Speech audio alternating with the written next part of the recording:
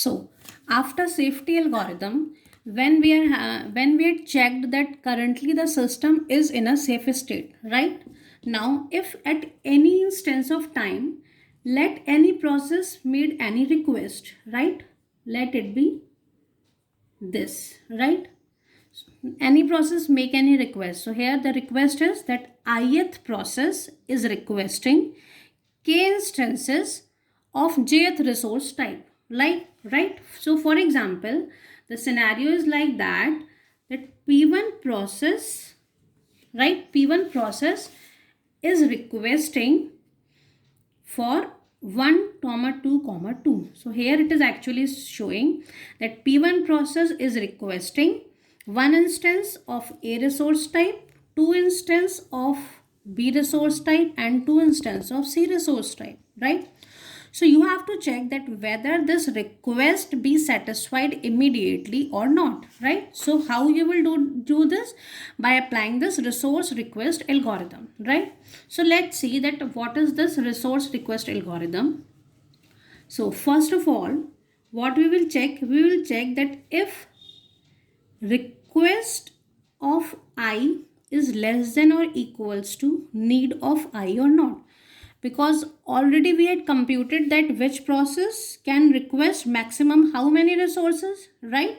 So by computing from maximum minus allocation, the need matrix, we compare the request of ith process with this need of ith process. If it is less than or equal, right? So if it is less than or equal, then it is okay, else an error will be generated, right?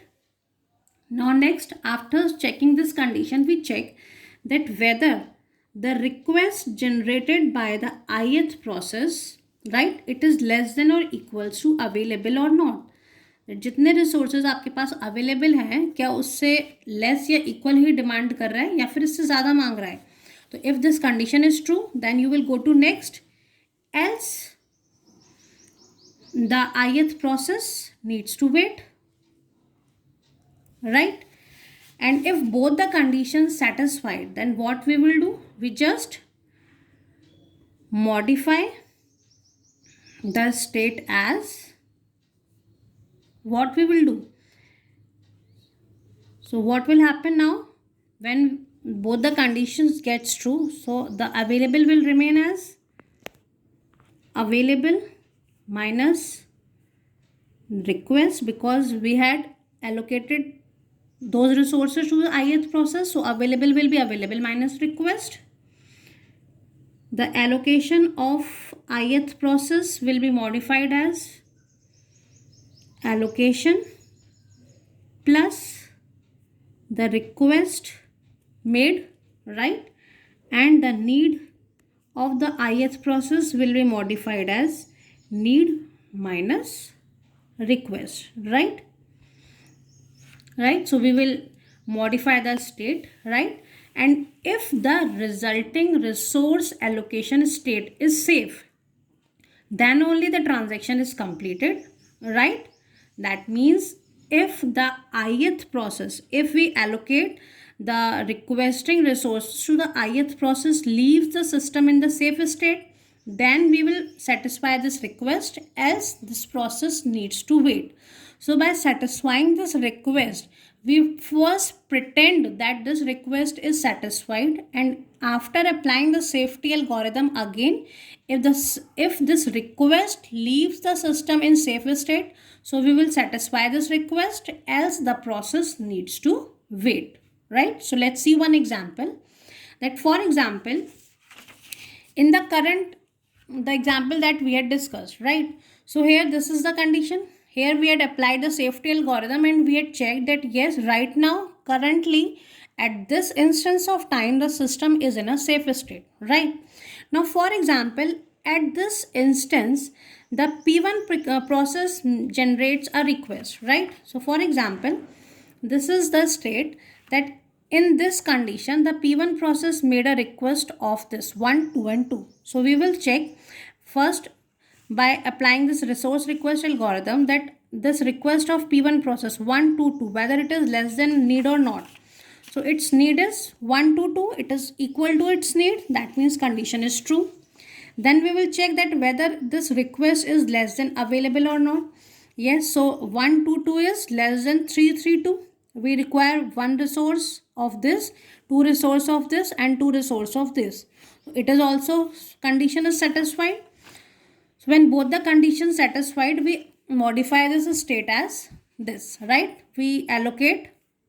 So the available will left as, after subtracting this request, we modify this allocation and we modify this need, right? So after satisfying the request of P1 process, what will happen? Let's see that here we are having now how much available will left? It is 3, 3 and 2, right? Available is 3, 3 and 2. So if we see this in the example, right, if we satisfy the request of P1 process, so P1 process will completely executed because it requests for 1 to 2. So when it gets completely executed, we add this process in the safe sequence P1 process, and when it gets completely executed, it releases the resources it has been allocated, that is 2, 0 and 0. So when these resources get released, we add these resources in the available, and now we are available with 5, 3 and 2, right? We are available with this 5, 3 and 2. So after P1, we will check that we are able to satisfy the needs of rest of the resources or not.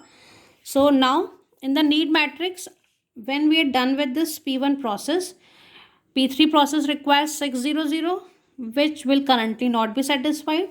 But now the request of P3 process will be satisfied, that is 011. So the allocated resources of P3 process, that is 211, will also be released, right? Now we are having 7, 4 and 3. Similarly, the need of next P4 process will also be satisfied. So the allocated resources of P4 will be added into the available. So we are having 7, 4 and 5. Afterwards, we will check the need of P0 process, which is 7, 4, 3. So it will also be satisfied. So allocation of P0 will be added to the available. We are having now 7, 5 and 5. And finally, we are left with P2. So it's needed 600. So which is also be satisfied. So the allocation of P2 process, that is 302, will also be added into this 3, 0 and 2. So finally, we'll have 10, 5 and 7. So P2 is also satisfied. So yes, after satisfying the request of P1 process, we are also able to generate the safe sequence. So yes, the request for the P1 process is satisfied because it is leaving the system in the safe state, right? So first we pretend that request is granted, then we check that whether we are able to generate the safe sequence or not, and if we are able to generate the safe sequence, if the satisfying the request is leaving the system in the safe state, then only we will satisfy the request, right?